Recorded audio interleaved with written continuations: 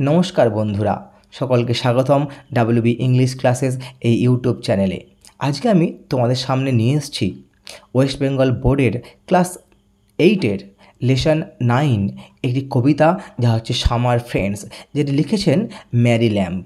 এই ম্যারি ল্যাম্বের পুরো নাম ছিল ম্যারি অ্যান ল্যাম্ব। এবার আমাদের এই পাঠ্য মূল কবিতায় যাওয়ার আগে একটু আমরা দেখে নেব আমাদের কবি ম্যারি অ্যান ল্যাম্ব সম্বন্ধে। Mary Ann Lamb was a famous English poet and writer.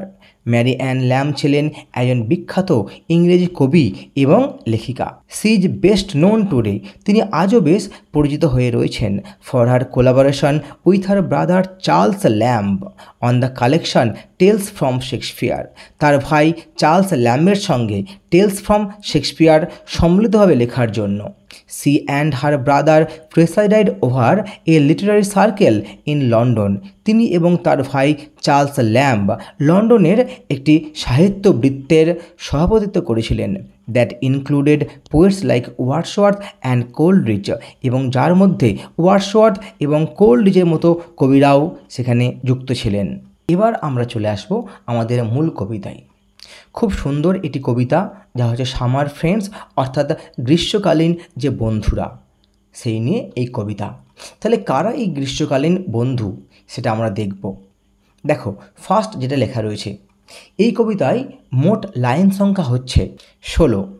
তাহলে প্রথম যে স্ট্যান্ডা রয়েছে তা আমরা পড়ে নেব। The swallow is a summer bird, he in our chimneys when the weather is fine and warm may then be heard chirping his notes for weeks together। তাহলে প্রথমে কবি বলছেন যে সোয়ালো হলো এটি গ্রীষ্মকালীন পাখি। হি ইন আওয়ার চিমনিজ, অর্থাৎ এই সোয়ালোরা তারা বসবাস করে, তারা বাসা বাঁধে আমাদের চিমনিতে। When the weather is fine and warm, যখন আবহাওয়া থাকে খুবই সুমধুর এবং উষ্ণ। May then be heard chirping his notes for weeks together, এবং তখনই শোনা যায় তাদের কলতান বেশ কয়েক সপ্তাহ ধরে। তাহলে প্রথম যে 4 লাইন সেখানে আমরা দেখলাম কবিখানে আমাদের সামনে তুলে ধরছেন সামার বার্ড সোয়ালো সম্বন্ধে। তিনি বলছেন যে সোয়ালো হচ্ছে এটি গ্রীষ্মকালীন পাখি, অর্থাৎ সে গ্রীষ্মকালে আসে এবং সে গ্রীষ্মকালে এসে কবিদের চিমনিতে এসে বাসা বাঁধে।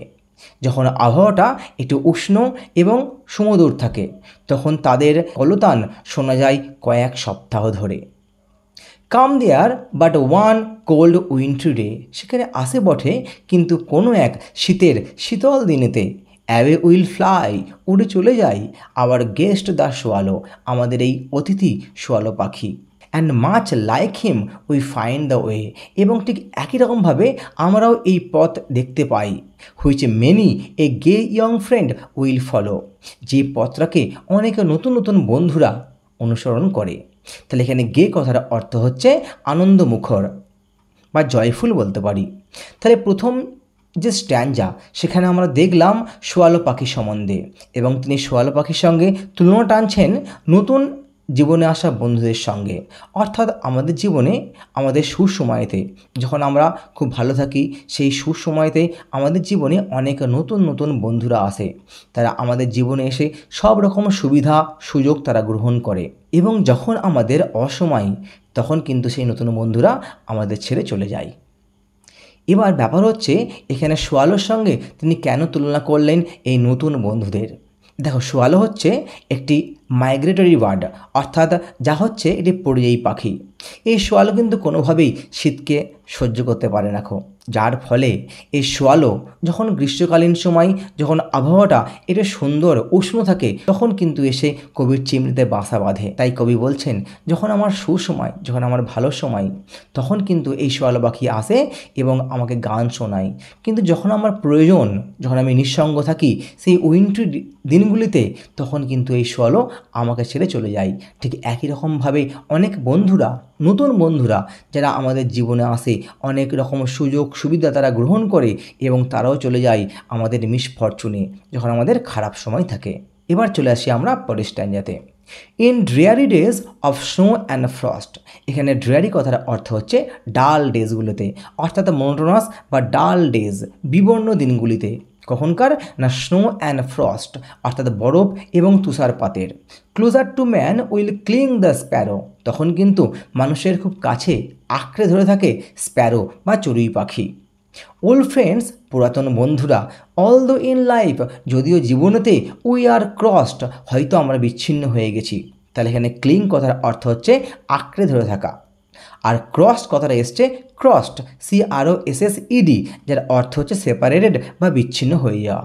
কবি বলছেন যে পুরাতন বন্ধুরা যদিও জীবনে হয়তো কোনো রূপভাবে, সেটা হতে পারে যে পেশাগত কারণে বা অন্য কোনো কারণে হয়তো বিচ্ছিন্ন হয়ে গেছে, their hearts to us will never narrow, কিন্তু তাদের হৃদয় আমাদের প্রতি কখনোই সংকীর্ণ হয় না। Give me the bird, give me the friend, কবি বলছেন আমাকে তুমি সেই পাখি দাও, তুমি আমাকে সেই বন্ধু দাও। উইল সিং ইন ফ্রস্ট, যে গান গাইবে তুষারপাতের সময়। উইল লাভ ইন সরো, যে ভালোবাসবে আমাকে আমার দুঃখের সময়। Whatever mischance today may send, আমার জীবনে আজকে যতই দুর্ভাগ্য নেমে আসুক না কেন। Will greet me with his sight tomorrow, সে নিশ্চয়ই আগামীকাল দৃশ্যমান হয়ে আমার নিকট প্রকট হয়ে সে নিশ্চয়ই আমাকে অভিনন্দন জানাতে আসবে। তাহলে কবি এখানে সেকেন্ড স্ট্যান্ডায় তিনি বলছেন স্প্যারো সম্বন্ধে, অর্থাৎ চড়ুই পাখি সম্বন্ধে। কবি বলছেন যে চড়ুই পাখি হচ্ছে একটা এমন ধরনের পাখি যে কিনা তার অসময়েতে, তার নিঃসঙ্গতার সময়তে সে কাছে থাকে, এবং ঠিক একই রকমভাবে তিনি তুলনা টানছেন এই চড়ুই পাখির সঙ্গে তার জীবনের সমস্ত পুরাতন বন্ধুদের সঙ্গে। তিনি বলছেন এই পুরাতন বন্ধুরা হতে পারে যে কোনো কারণে হয়তো তারা বিচ্ছিন্ন হয়ে গেছে আজকে আমাদের জীবন থেকে, কিন্তু যদি কোনোভাবে আমি আগামীকাল কোনোরূপভাবে অসময়ের মধ্যে যাই, যদি আমি খারাপ সময়ের মধ্যে যাই, নিশ্চয়ই সে হাজির হবে আমার সামনে আমাকে অভিনন্দন জানাতে। তাই কবি বলছেন যে আমাকে তুমি সেই পাখি দাও যে আমাকে গান গাইবে আমার নিঃসঙ্গতার সময়তে, আমাকে তুমি সেই বন্ধু দাও যে আমাকে ভালোবাসবে আমার দুঃখের সময়তে। তাহলে এই ছিল আমাদের কবিতা। আশা করব তোমরা বুঝতে পেরেছ।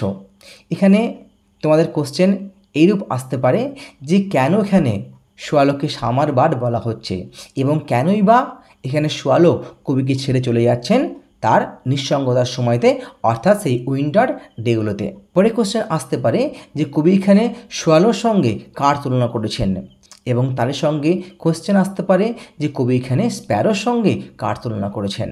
তাহলে আজকের ক্লাস এই পর্যন্তই। আমি আশা করব তোমরা বুঝতে পেরেছ। তাও যদি কোথাও কোনো ডাউট থাকে তোমরা অবশ্যই কমেন্টে আমায় জানিও। আমি চেষ্টা করব তোমাদের প্রত্যেকটা কমেন্টের উত্তর দেওয়ার জন্য।